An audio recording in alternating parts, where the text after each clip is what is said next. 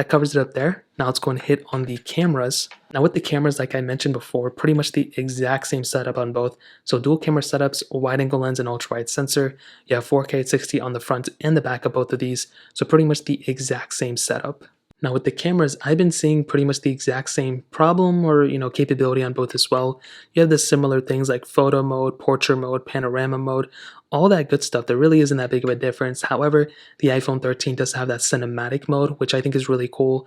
You don't have this capability on the iPhone 12 mini, but if you have a DSLR, it's pretty much the same type of effect. Essentially, it's like a blur effect and that, portrait mode effect on an iPhone, which I think is really cool. They put the exposure up too high, which is kind of an issue, and I don't know a way to turn that off.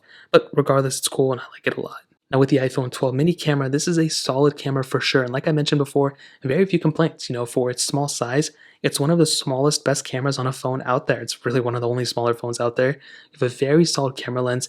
You don't have the ability of zooming in a lot, but you don't have it on the iPhone 13 either. It's pretty much the same camera sensor. Now you do have a lot of capability nonetheless. You can zoom into my foot over there. And without a doubt, you have a lot of capability. Is it perfect? Absolutely not, but it's still a really good camera sensor without a doubt. Now with the iPhone 13, you have pretty much the same exact setup, like I mentioned, but you do have the cinematic mode, which is really cool. I'm very rarely probably ever going to use it, even though I've already made a video with it one time before, and I think it's pretty cool. Now, the overall camera sensors are pretty much the exact same thing. I don't really think you're going to notice that big of a difference between the two. Like I mentioned, ultra wide sensor, which is great. But other than that, you're pretty much getting the exact same camera setup on both. So I haven't really noticed that big of a difference. I mean, if there is, I'll tell you guys and I'll make a separate video talking about it.